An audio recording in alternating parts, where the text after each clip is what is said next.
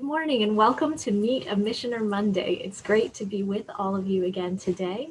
For those I didn't meet last week, my name is Karen Bortvet Estrada. I am the Recruitment and Relationship Manager here at Maryknoll Missioners and will also be serving as your host for these live gatherings where we meet our missioners around the world.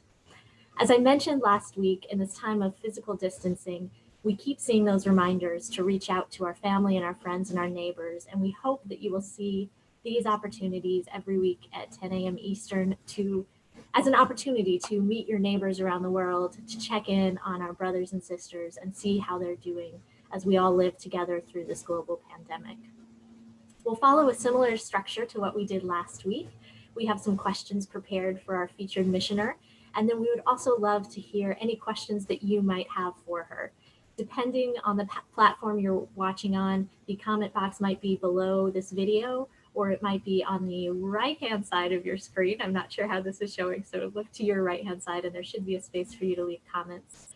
Please feel free to post any questions you have and also let us know where you're watching from. It's a lot of fun for us to see all of your names and faces pop up from around the world. This week, we will be joined by Missioner Kathy Bond, who has served for more than 2 decades in Brazil.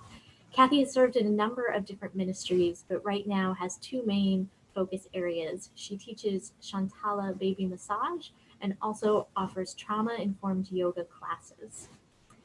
In light of Kathy's focus on working with folks living through trauma, I would like to invite all of us, since many of us have faced new traumas through this pandemic, starting, honey, to join in a communal breath. We're going to just breathe in together, breathe out, and arrive in this moment with Kathy to share her experience. So if we can all just take one communal breath in together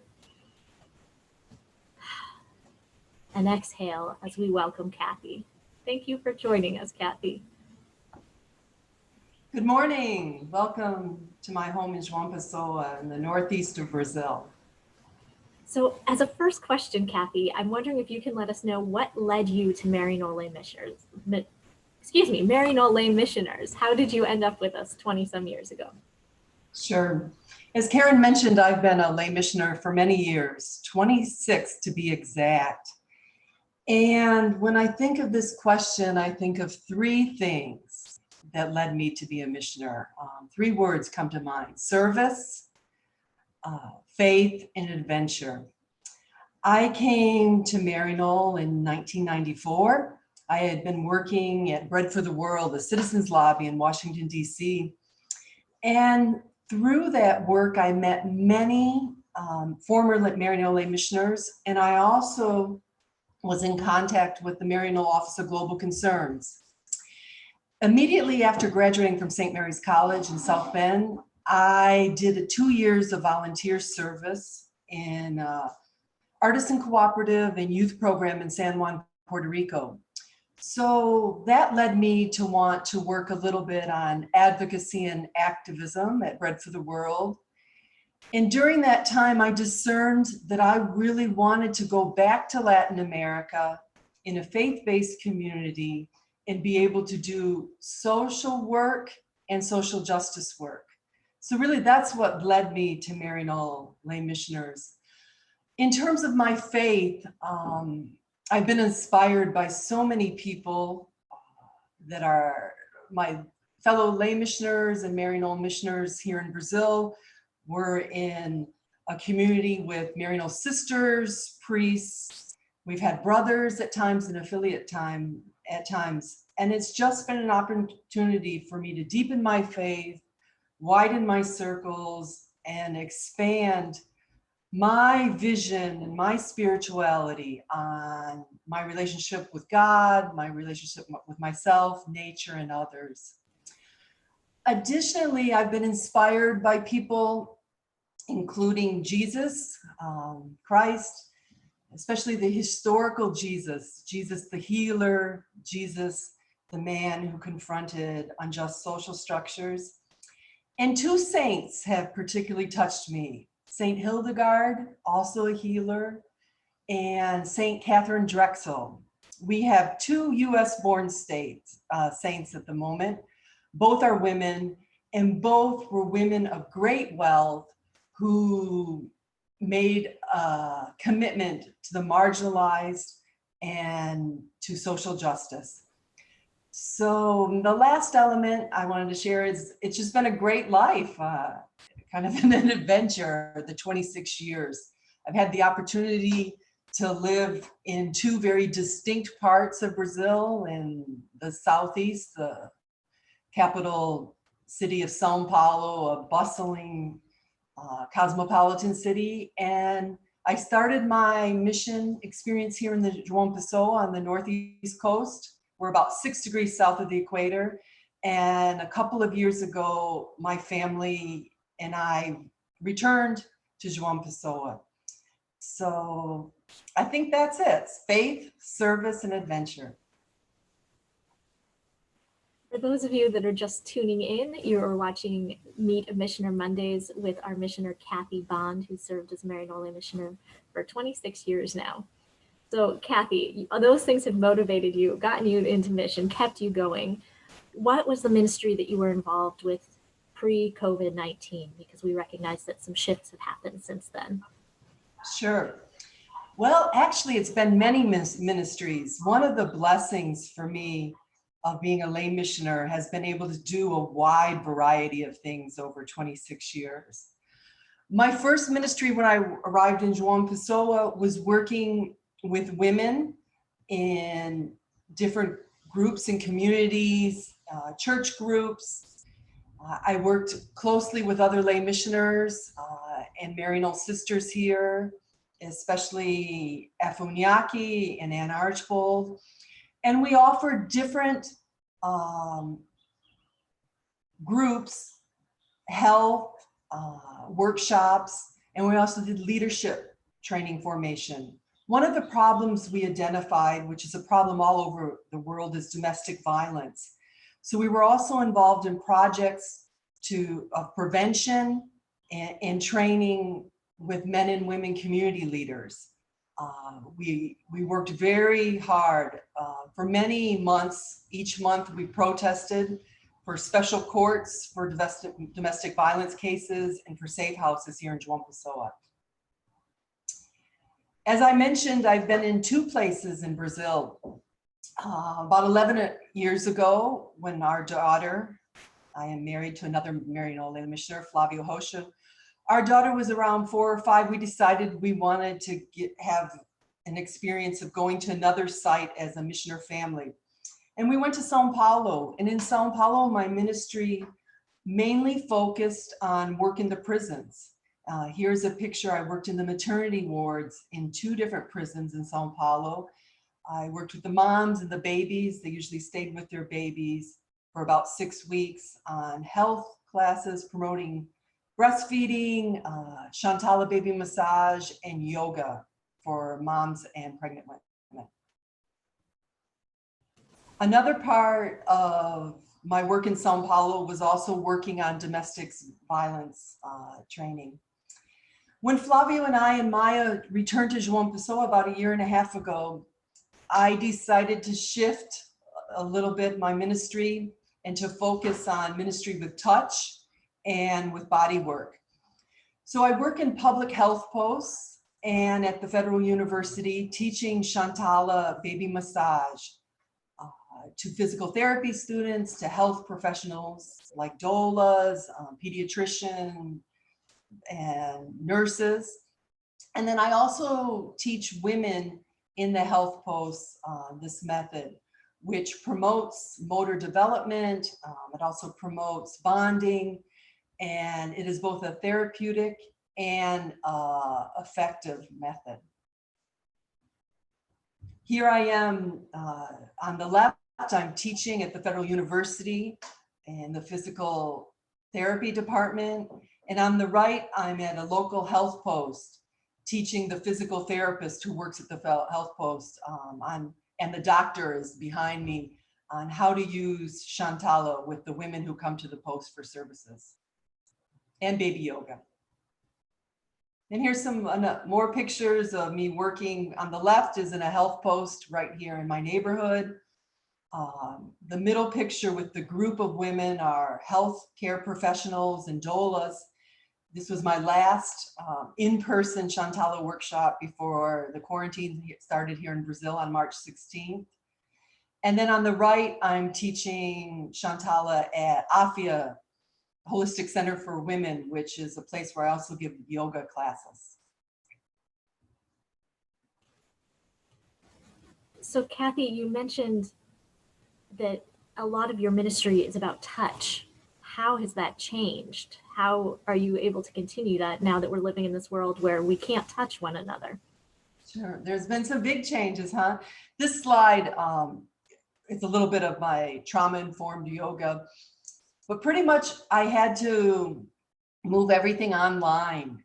As I said, on March 17th, here where we live, began social and physical distancing.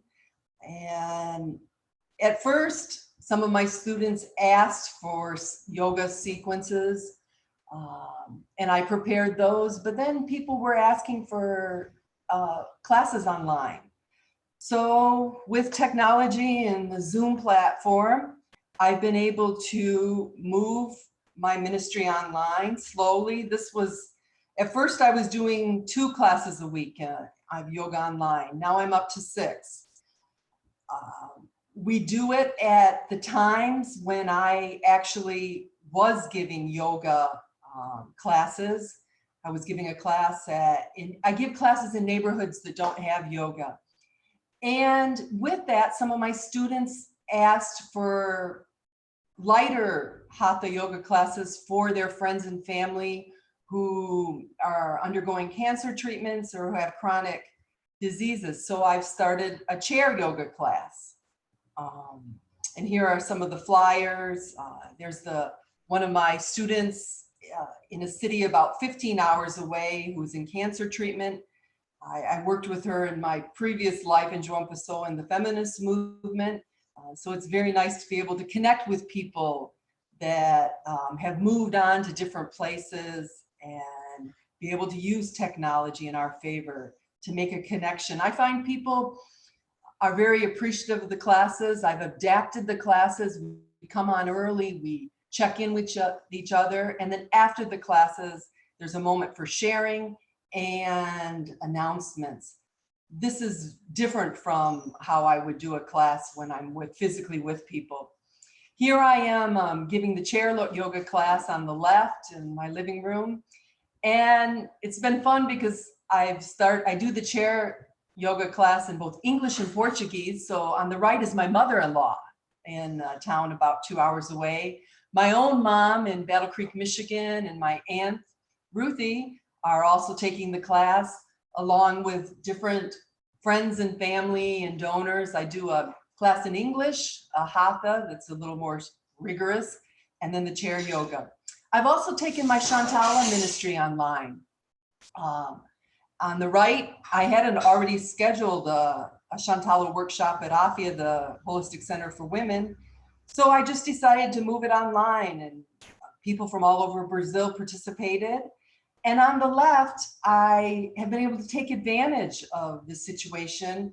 I am taking a class, an advanced Chantala class with the expert in Brazil. Actually, the woman, she's a doula who brought Chantala to Brazil in 1977. Her name's Fabinha. And Flavio has brought his ministry online too, but we've also come together to give different workshops, including this one. This is for a breathing and reconnecting workshop that will be given this Wednesday, and the benefits will go to the women who work at AFIA.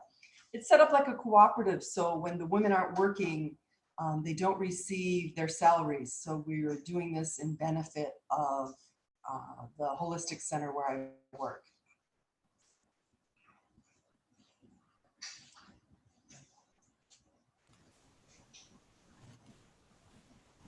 So you've mentioned, Kathy, when you were sharing about some of the folks who are attending your class, that some are 15 hours away in Brazil and some are 2 hours away in Brazil.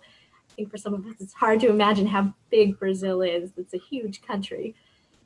As we're thinking through the pandemic, what are folks experiencing there? I recognize you probably can't speak to all of Brazil because it is such a large country, but in the areas where you're working and the folks you know, how are people doing? How are you doing? It's been a very difficult time in Brazil, as in so many other places of the world, because this health crisis has been exacerbated by economic and political crises.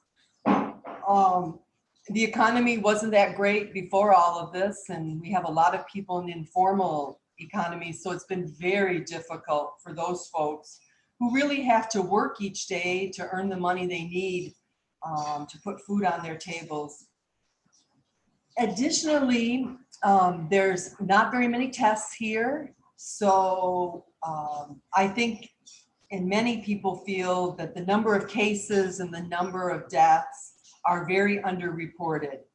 And I think there's consensus on the fact that we're nowhere near our peak in Brazil.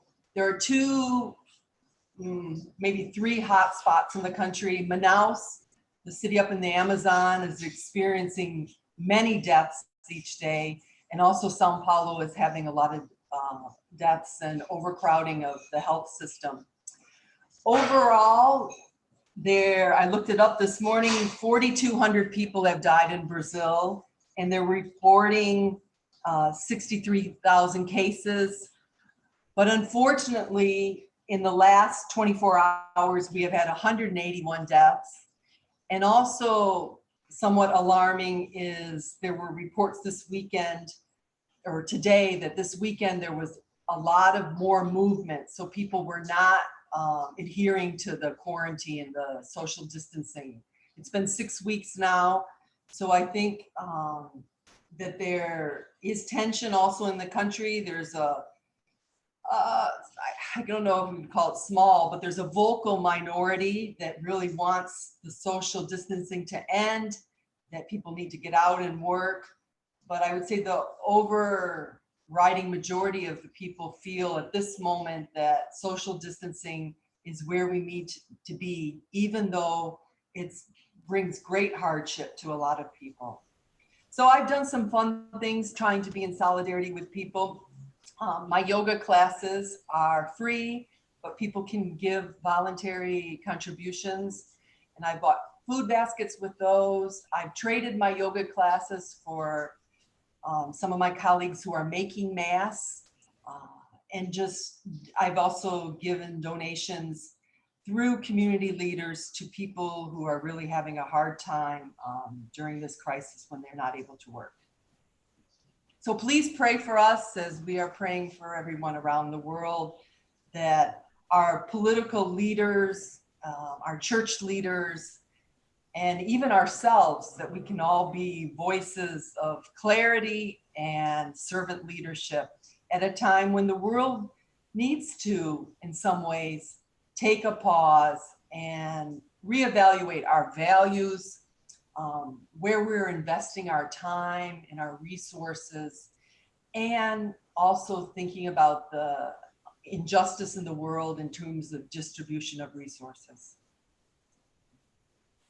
For those of you that are just joining us or scrolling by, we're speaking today with Kathy Bond, who has been a Maryknoll lay missioner for 26 years in Brazil. We also want to remind folks, if you do have questions, please remember to put those in the comments, as we're going to get to some of your questions pretty quick here. I think, Kathy, what really stands out to me as you're speaking is we might not be able to do everything. We might not be able to solve this problem on our own, but there's something small that each one of us can do, reaching out, using the skills we have, like you mentioned, what you can do with your yoga class. And I think we can all do that in one way or another to serve our brothers and sisters around the world, or folks just right next door, maybe. I know one of the pieces that I've read coming up a lot here in the US in terms of how people are experiencing this trauma is that separation. It's that physical distancing, that inability to be with people. And I know you mentioned you are very lucky that you are physically distancing with your family and you're in mission with your family. Are they by chance around that we could meet, Flavio and Maya? They sure are. Come on, Maya and Flavio. Hi, everyone.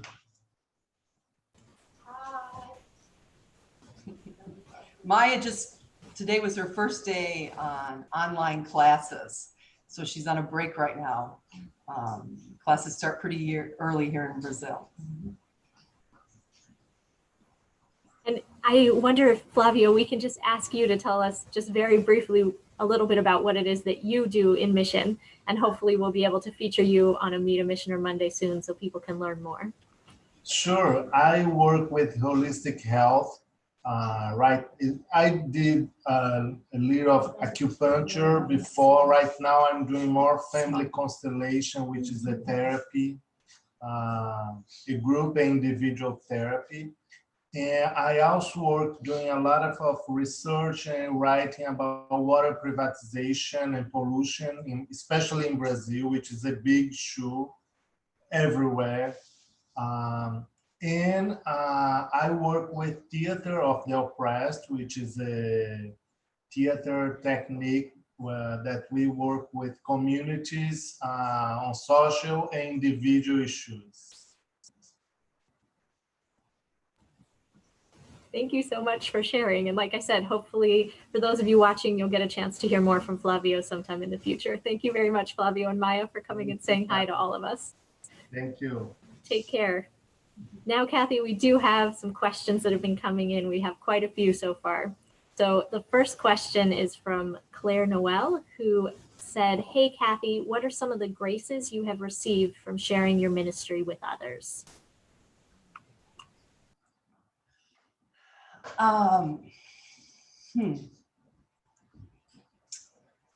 I think many of us who have had the blessing of being in mission come to the realization, some sooner than others, but for me it was pretty quick, that what we give really comes back to us. So I'd say the biggest blessing in mission is just receiving so many gifts from many people through the years. Gifts of training, gifts of friendship, gifts of working on teams together. A big part of being in mission for me has been in being in mission with Maryknoll sisters and lay missioners and welcoming affiliates. And we also have had Maryknoll brothers. So that has just widened my philosophy, my perspective, my ideas on how you do things, on how you be.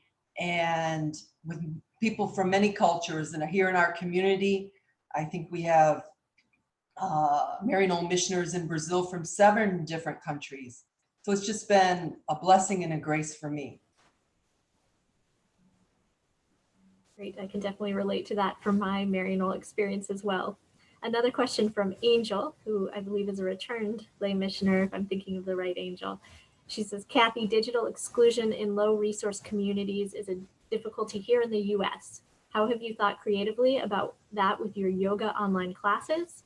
How can you include people that would normally be in your classes but can't because they don't have a computer or internet?" Okay, great question.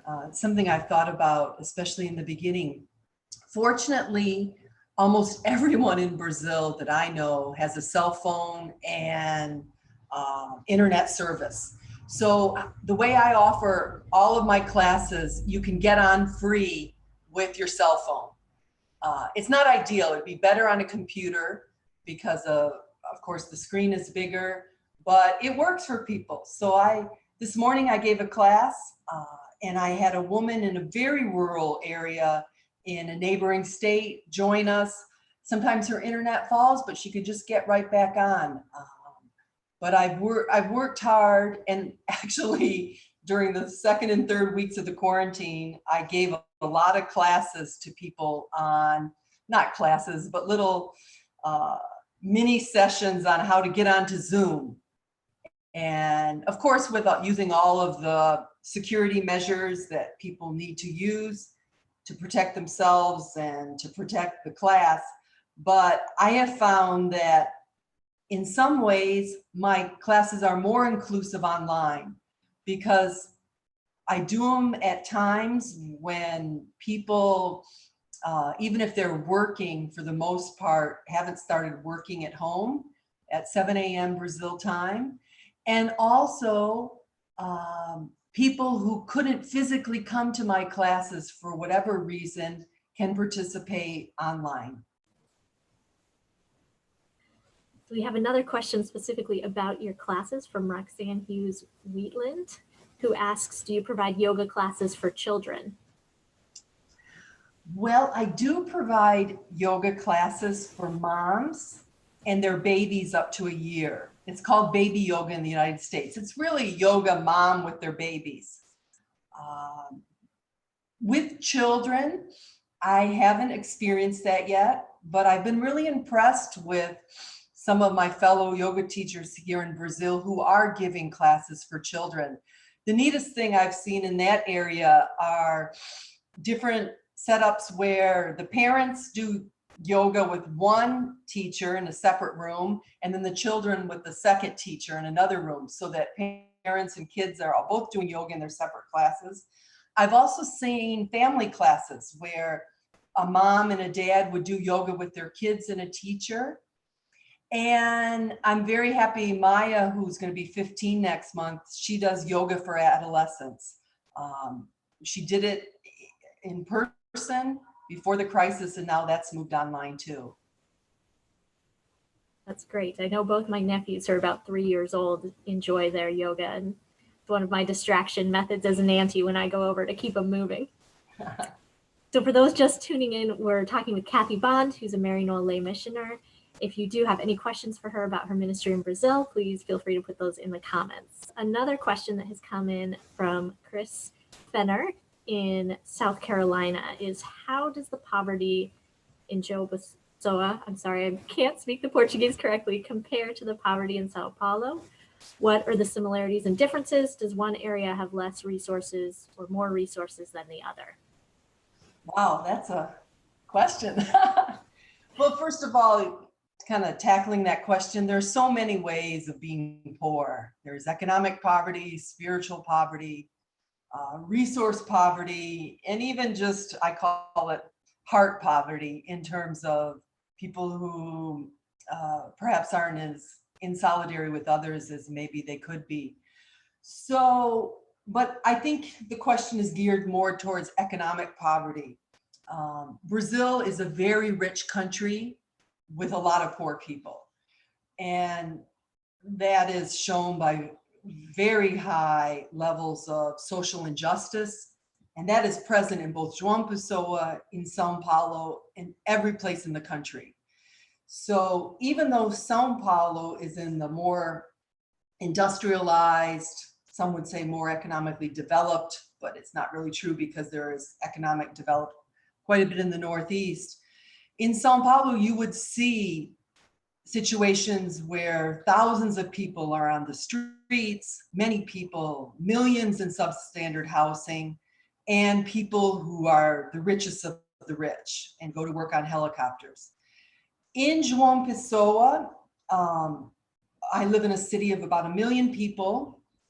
We have deep pockets of poverty, but we also have people who are very wealthy. So Brazil is not a place that needs per se doctors or needs food in terms of people in refugee status, but we need a better distribution of the resources that are in the country. Another question that came in from Susan Nagley is, how does the Catholic Church respond to the pandemic challenges? So as we're thinking about those resources, what is our Catholic Church doing there on the ground? Okay. Well, the Catholic Church, as anywhere, is very diverse, but the vast majority of church officials have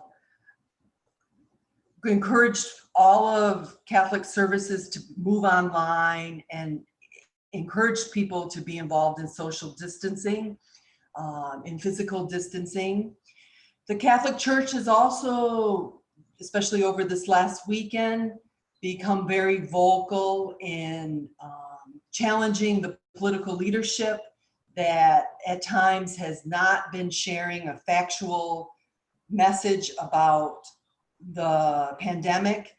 And the Catholic Church has also provided in different parts of the country a voice for the people who don't have a voice, especially I noticed up in the Amazon region in Manaus, where many people are dying and has been very hard hit. The Catholic Church has been a voice for the people in the excluded communities and the indigenous communities around Brazil. Great to hear that the Catholic Church is really elevating those voices that might not otherwise be heard. One final question that has come from Joshua. It says, I know Maryknoll does a lot around preparing families to mission abroad. I currently have a 2- and a 4-year-old and would like to know your thoughts about raising a child during your time with Maryknoll lay missioners. As we know, Maya grew up in mission. Right. Well, that I have had the chance to be a single lay missioner, a married lay missioner, and a missioner mom. And I guess when you're in for 26 years, you get presented with a lot of different opportunities. But I have also accompanied many families. At one time here in João Pessoa, there were 4 families with 11 children. And the overwhelming experience of the families has been very positive.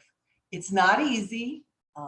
You think about doing a cultural adjustment and transition with 1 person or 2 person for a married couple, but think about doing that with 6 people. We had a family with 4 kids, but it's been very rewarding for the families. And for me, I especially enjoyed following those lay missioner kids who are now adults doing really neat things around the world. They may never become a Maryknoll lay missioner or even work overseas, but mission is everywhere. And some of those kids have done amazing things as adults in college and beyond. I would say it's best to go with the kids early, and it's best to make sure that both the mom and the dad are super excited about going, because that type of energy is contagious for the children. And I always say, if the parents are well in mission, the kids are not far behind in most of the cases. In my view, Maryknoll is one of the few places that offers this possibility, especially on a long-term basis for families. And I would say that it's a place where families are supported and many families thrive, whether they spend a lifetime in mission like I have, or whether they go back to the States. Thank you so much, Kathy, for answering all of our questions today and for being with us. And thank you for the ministry that you're doing there in Brazil and the example that you set for all of us to reach out in whatever way we can. I would also like to thank all of our guests, all of you who are watching today. It's been a pleasure to be with you again. We do want to do one plug. As Kathy mentioned, she is doing online yoga classes, and she will be offering a class at 10 a.m. Eastern time on Wednesday. You should be able to see all that information up on your screen. If you can't get it, this will be saved on our Facebook page. We'll put it up there as well. If you'd like to join Kathy for some yoga, that class is in English. Feel free to reach out to her. If you'd like to join one of her classes in Portuguese, I'm sure she'd be open to that as well. Just send her a message. We will be right back here next week at 10 a.m. Eastern time with Anne and George, who are both doctors serving in Tanzania. They'll speak with us about their experiences as they're getting ready or facing any cases of COVID-19 that have come to their hospital. And then they'll also share some about their experiences prior to the pandemic. Anne and George are another one of our families in mission, so you might also get to hear a bit about their kids on that interview. As I said last week, if you do have a favorite missioner you would like to see featured here on Meet a Missioner Monday, definitely put their name, nominate them, put it in the comments below, and we'll see if we can manage to get them on here. Until then, I hope you all have a blessed week. Stay safe, be well, and peace be with all of you.